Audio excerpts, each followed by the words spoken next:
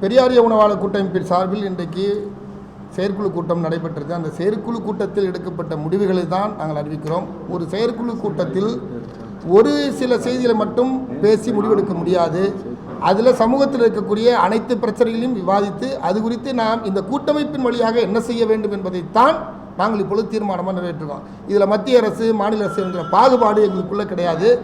எந்த அரசு எந்த குற்றம் மக்களுக்கு எதிரான சட்டமோ மக்களுக்கு எதிரான நடவடிக்கையோ இருந்தால் அல்லது மக்களுக்கு தேவையான சட்டத்தை நிறைவேற்ற வேண்டும் என்கிற கோரிக்கை முன்வைக்கிற போது அந்த அரசை நோக்கி ஆர்ப்பாட்டமாகவோ பேரணியாகவோ பொதுக்கூட்டமாகவோ அறிக்கையாகவோ களத்திலோ அல்லது எந்த வழியில் நீதிமன்றம் சென்றோ அல்லது அவர்களையே நேராக சந்தித்தோ எங்களாலான முயற்சியை மேற்கொள்வது என்பது ஒரு வழிமுறை.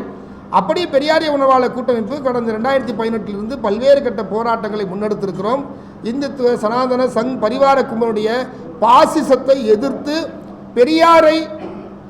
பெரியாரையே இழிவுபடுத்துகிற பெரியார் சிலையை வைக்க முடியாது என்று சொல்லக்கூடிய அவல நிலையை தமிழ்நாட்டிலிருந்து பேசக்கூடிய துணிச்சலை வேறறுப்பதற்காக அன்றைக்கு பெரியாரிய உணவாளர் கூட்டமைப்பின் சார்பில் பல்லாயிரக்கணக்கான பெரியாரியவாதிகள் பங்கெடுத்த அந்த பேரணி என்பது வரலாற்று சிறப்பு வாய்ந்த பேரணியாக இருந்து அது ஆட்சி மாற்றத்துக்கே உருவானது என்பது நாங்கள் சொல்ல, பாஜக கட்சியை சேர்ந்த தலைவர்களே எங்களை பற்றி என்ன சொன்னாங்கன்றது வரலாற்று பதிவாக இருக்குது ஒன்று.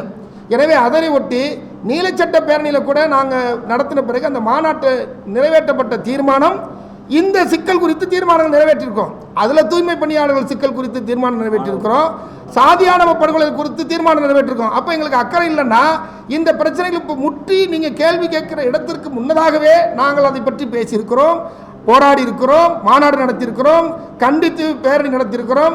அந்த அரசாங்கம் சரி இந்த அரசாங்கம் எந்த அரசாங்கம் எங்களுடைய மக்களுக்கான கோரிக்கை முன்வைத்திருக்கோம். இது ஒன்று. ரெண்டாவது, சாதியானவ படுகொலை குறித்து இப்போ சமீபத்தில் அமைச்சரவை கூடி ஒரு அவசரமாக ஒரு கூடி பேசி முடிவு இன்னும் எடுக்கலை. எனவே நாங்கள் இப்போ அவசரமாக கூடி அரசுக்கு முன்வைத்து இந்த கோரிக்கையை முன்வைத்திருக்கிறோம். ஏற்கனவே நாங்கள் பல ஆண்டு காலமாக இந்த கோரிக்கையை முன்வைத்திருந்தாலும் இப்போ உதாரணமாக இந்த சாதியானவ படுகொலையில் சாதாரணமாக இப்போ இந்த பிஎன்எஸ்ன்னு சட்டம் இருக்குது. இதுக்கு முன்னாடி இருந்த சட்டம் வந்து இந்திய குற்றவியல் நடைமுறை சட்டம் இருக்குது. இந்த சட்டத்துக்கு இதுக்கு உள்ள வித்தியாசங்களில் எங்கெங்கே என்னவா நடந்திருக்கின்றதெல்லாம் நாங்கள் இப்போ மேற்கொண்டு சொல்லியிருக்கிறோம். அதில் வந்து ஒரு மரணத்திற்கான காரணி ஐபிசி 300 வரும், அப்புறம் 301, 302, 303, 304 அப்படியே 309 வரைக்கும் போவோம்.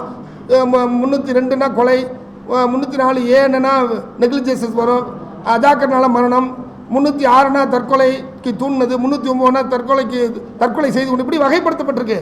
அதில் எதுவுமே இது போன்ற சாதி அடிப்படையில் ஆணவ படுகொலை செய்யப்படுகிற அந்த குற்றத்திற்கு அதில் உள்ளே பொருத்தி அதில் பாதிக்கப்பட்டவர்களுக்கான ஒரு வாய்ப்பை அவர்களுக்கு எதுவும் தரக்கூடிய அந்த சட்ட சிக்கலில் போதுமான அளவு இல்லை. திருநா 2 மேட் அவுட் ஆகும், அதோடு சேர்த்து SC/ST ஆக்ட் தான் மேட் அவுட் ஆகும். இப்போ ஆணவம்ன்றது எப்படி, ஆணவம் எப்படிலாம் இருக்குது அப்படின்னா பிற்படுத்தப்பட்ட சமூகத்தை சேர்ந்த ஒரு சாதிக்குள்ளேயே ஆணவ படுகொலை நடந்திருக்கு. இப்போ சிவகங்கையில் கூட சமீபத்தில் வந்து பிற்படுத்தப்பட்ட சமூகத்தை சேர்ந்த ஆணும் பெண்ணும் காதலிச்சாங்கன்றதுக்காக அந்த பெண்ணை அடிச்சே கொண்டாங்க, எல்லாரும் வேடிக்கை பார்க்குறப்ப. அப்போ இந்த ஆணவ கொலையை எங்கே கொண்டு போய் வைப்பீங்க? அப்போ அங்கே பாதிக்கப்படுறவர்களுக்கு உரிய இழப்பீடு அல்லது அரசு தர வேண்டிய பாதுகாப்பு இது குறித்து நாங்கள் பேசுகிறோம். அதனால தான் இப்போ அவசரமாக இந்த மழைக்காடல் கூட்டத்தொடர் வருகிறப்ப அரசு உடனடியாக அதில் உரிய முடிவை எடுக்க வேண்டும். தேர்தல் அரசியல் லாபத்திற்காக எந்த முடிவும் எடுத்துவிடக்கூடாது என்பதற்காக தான் இன்றைக்கி அதை கூடி முடிவெடுத்திருக்கோம். அதையும் குறிப்பாக சொல்லப்போனால் கவின் அவருடைய ஆணவ படுகொலை செய்யப்பட்ட பிறகு இதே கூட்டமைப்பு சார்பாக தூத்துக்குடியிலிருந்து போராடி இருக்கிறோம். அவருடைய தாய் தந்தரை பார்த்து பேசியிருக்கிறோம். அதற்கான வழக்கறிஞர்களை நியமித்து அவர்கள் அதற்கான வேலைகளை செய்யக்கூடிய ஒரு பணியை இந்த கூட்டமைப்பு மேற்கொண்டிருக்கிறது. தமிழ்நாடு முழுவதும் கூட்டமைப்பாக இல்லைனாலும் ஒவ்வொருத்தரும் தனித்தனி அமைப்பு நடத்துகிறோம். இந்த அமைப்புகள் தனித்தனியாக போராடி இருக்கு, எல்லா போராட்டமும் நடத்தியிருக்கோம். அதனால் இந்த தமிழ்நாடு அரசுக்கு வைக்க வேண்டிய கோரிக்கை வச்சிருக்க. உதாரணமாக ராஜஸ்தானில் சட்டம் இருக்குது, தமிழ்நாட்டில் வேணும்னு கேட்குறோம். இந்திய சட்ட வாரியம் வந்து முன்மொழிஞ்சிருக்கு. ஒன்றிய அளவில் இந்தியா முழுவதும் இந்த பிரச்சனை இருக்குது. உத்தரப்பிரதேசத்தில் கடுமையாக இருக்குது, பீகாரில் இருக்குது, ராஜஸ்தானில் இருக்குது, எல்லா மாநிலங்களும் இருக்குது. இதை விட கடுமையாக உச்சபட்சமான ஆணவ படுகொலை நடக்குது.